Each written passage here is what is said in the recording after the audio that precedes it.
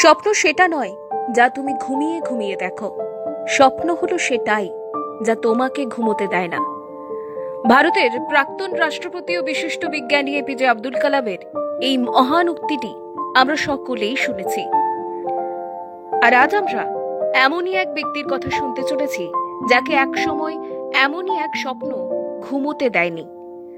পূর্ব বর্ধমানের এক প্রত্যন্ত গ্রাম থেকে উঠে আসা দিনমজুরের সন্তান আনন্দ মণ্ডল আজ ডিএসপি। সদ্য প্রকাশিত 2020 সালের WBCS পরীক্ষার রেজাল্টে যার র্যাঙ্ক 17। আমরা এখন তার মুখ থেকে শুনে নেব কি বলছেন তার জার্নির বিষয়ে রয়েস এডুকেশনের সাকসেসফুল স্টুডেন্ট ডিএসপি আনন্দ মণ্ডল। নমস্কার, আমি আনন্দ মণ্ডল। আমি 2020 WBCS মেন্সে ডিএসপি হিসেবে সিলেক্টেড হয়েছি। আমার র্যাঙ্ক 17।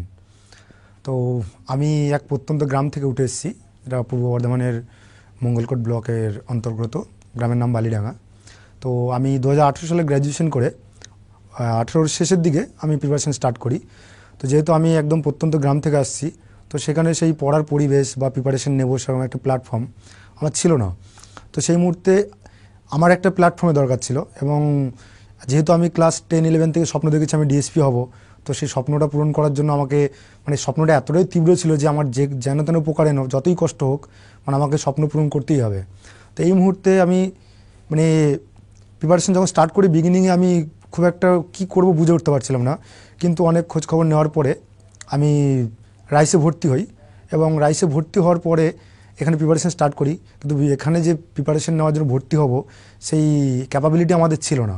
তো সেক্ষেত্রে আমাদের বাড়িতে যেটুকু জমি ছিল বিক্রি করেছি, মা বাবাও অনেক কষ্ট করে মাঠে কাজ করে বা যেমন করে লেবার করে তো পড়াশোনা করিয়েছে এবং ফিস জমা দিয়েছে। তো সেভাবে পড়াশোনা চালিয়েছি। তো আজকে এই কষ্ট এবং পরিশ্রম এবং এই রাইসের যে এই সাপোর্ট, এই কারণে আজকে আমি নিজেকে একজন সফল ডিএসপি হিসাবে দেখছি। তো এবার আমি আমার জার্নিটা শেয়ার করতে চাই কিছুটা, যে কীভাবে আমি ডিএসপি হলাম একটা সাধারণ একটা ছেলে থেকে।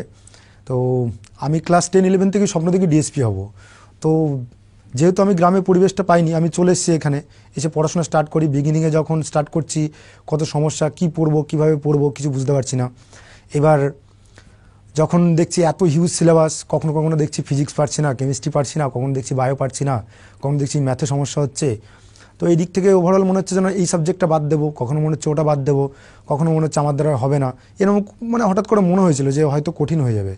কিন্তু কঠিন হয়ে যাবে এটা জেনেছি, কিন্তু হাল ছেড়ে দেবো এই মেন্টালিটি কখনো আসেনি। ফিজিক্সে যেমন যদি কিছু সমস্যা হয়েছে, যদি দেখেছি একটা দুটো চ্যাপ্টার আমি পারিনি, আমি সেই পার্টিকুলার চ্যাপ্টারটা বাদ দিয়েছি। বায়োতেও সেম, কেমিস্ট্রিতেও সেম, ম্যাথেও সেম। কিন্তু আমি কখনো ভাবিনি যে এইটার জন্য আমার চাকরি আটকে যাবে। তো যখন আমার যদি কোনো দুর্বলতা থেকে যে কোনো সাবজেক্টে, আমার যেমন ফিজিক্সে দুর্বলতা যদি থাকে বা সায়েন্স পেপারে যদি দুর্বলতা থাকে, আমি ওর সঙ্গে যে জিকে বা কারেন্ট অ্যাফেয়ার্স পার্টটা আছে ওটাতে জোর দিয়েছি। যদি আমার ম্যাথে দুর্বলতা থাকে আমি জিআইতে জোর দিয়েছি, হিস্ট্রিতে জোর দিয়েছি। তো এইভাবে আমি কিন্তু মেকআপ করেছি। আমি একটাকে ছেড়েছি, তার পরিবর্তে একটাকে ধরে বা একটাকে দিয়ে মেকআপ করেছি, পুরোটাকে কম্পেনসেট করেছি। তো এইভাবে আমি কিন্তু ওভারঅল স্কোরটা করেছি। আর এখানে একটা মিথ আছে যে এই সাবজেক্টে এত পেতে হবে, অত পেতে হবে, এরকম কোনো ব্যাপার নেই। অ্যাজ সাচ ব্যাপার আমি অন্তত ফিল করিনি, কারণ আমার ওভারঅল মার্কস যদি আমি মেন্সের কথা বলি বা প্রিলির কথাই বলি, প্রিলিতে আমার 130 থেকে 40-এর মধ্যে থাকলেই হবে, মেন্সে আমার 1000 থেকে 1100-এর মধ্যে থাকলেই হবে। তো এই রেঞ্জে আমাকে পৌঁছাতে হবে। আমি কোত্থেকে কোন সাবজেক্টে কীভাবে মার্কস তুলবো সেটা আমার ব্যক্তিগত ব্যাপার, কিন্তু কোনো একটা সাবজেক্টে খারাপ হতেই পারে, কিন্তু সেটাকে আমার মেকআপ দিতে হবে। আরেকটা যেটা সমস্যা আমাদের অনেকেরই হয়, সেটা হচ্ছে ডেসক্রিপটিভ যে পার্টটা, ডেসক্রিপটিভ পার্টটা আমরা অনেকেই অ্যাভয়েড করি, বাংলা হোক ইংলিশ হোক। আমরা এমসিকিউ পেপারটার উপর এতটা জোর দিয়ে ফেলি যে এগুলো প্র্যাকটিস করতে করতে আমাদের যে ডেসক্রিপটিভ পেপার আছে ভুলে যাই। তো সেই ক্ষেত্রে ডেসক্রিপটিভটা লেখা প্র্যাকটিস করি না, নিউজ পেপার পড়ি না, স্যারদেরকে দিয়ে চেক করাই না। তো এটা একটা সমস্যা। তো আমি বলবো যেমন অবজেক্টিভের গুরুত্ব আছে, ডেসক্রিপটিভের গুরুত্বও আছে। অবজেক্টিভের জন্য তো আজকে চাকরি এমন একটা জায়গায় চলে এসছে, এত সোর্স এত মেটেরিয়াল।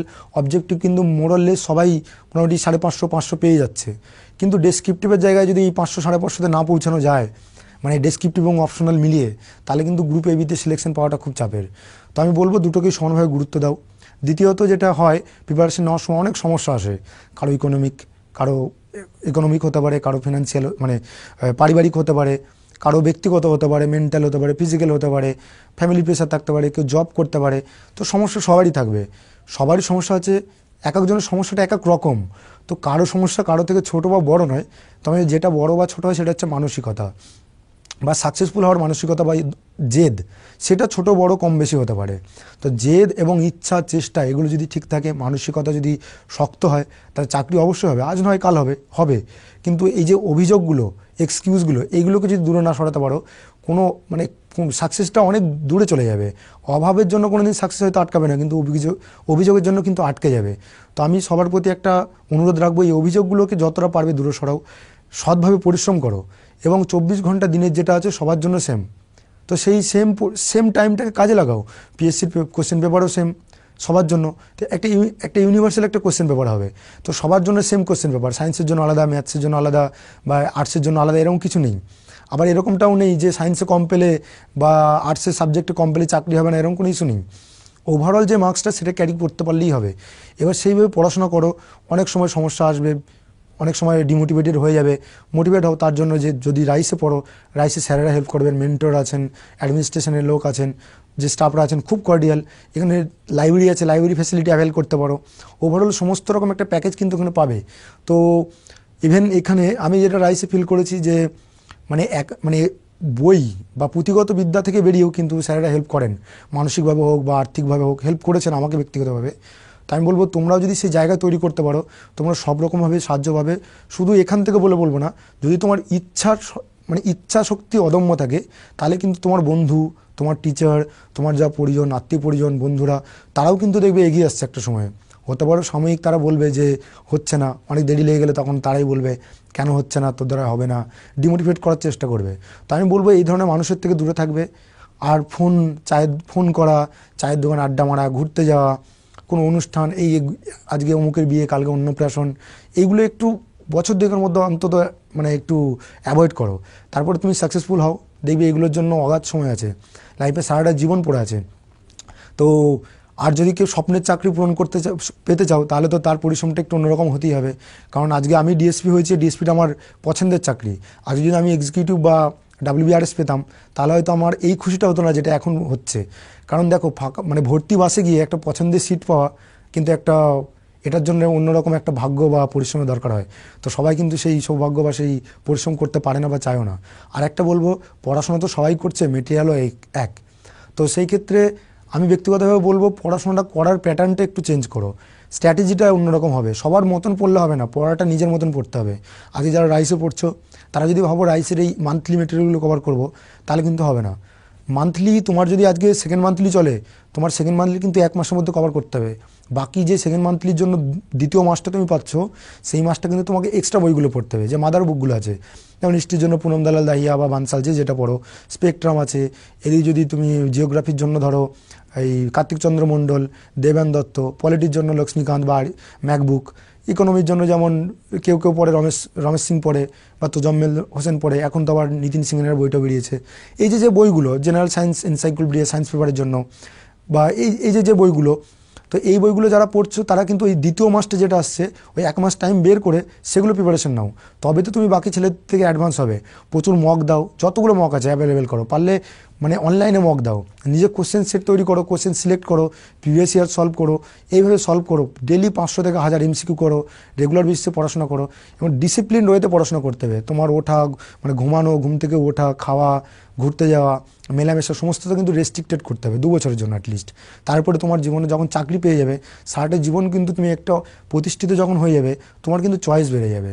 তো আমি বলবো, প্রথমে পরিশ্রম করো, পরিশ্রম করলে কিন্তু সাফল্য আসবে। এবং সাফল্য পাওয়ার যে আনন্দ, আজকে চায়ের দোকানে দাঁড়িয়ে যে 2 ঘন্টা 1 ঘন্টা আড্ডা দেবে, সে আনন্দের কাছে এগুলো কি সেই আনন্দটা কিছুই না সাফল্যের আনন্দের কাছে। অতএব বলবো, পরিশ্রম করো, পরিশ্রম করার পর সাফল্য পেলে যত পরিশ্রম করেছো, যত অভাব অভিযোগ ছিল সমস্ত কিছু, এবং যারা তোমার বিরুদ্ধে অনেক কথা বলেছে, তোমাকে ডিমোটিভেট করেছে, তাদের একটাই জবাব সাফল্যের মাধ্যমে কিন্তু সমস্ত কিছু জবাব তুমি একটা পয়েন্টেই পেয়ে যাবে, একই সঙ্গে পেয়ে যাবে। তো আমি বলবো, পরিশ্রম করো, সাফল্য আসবে, আমারও এসছে, তোমাদেরও আসবে। রাইস পাশে আছে, এবং দেখবে আমি যদি আমার তরফ থেকে কখনো হেল্পের দরকার হয়, অবশ্যই চেষ্টা করবো পাশে থাকার। সবাইকে অনেক অনেক শুভেচ্ছা, থ্যাংক ইউ।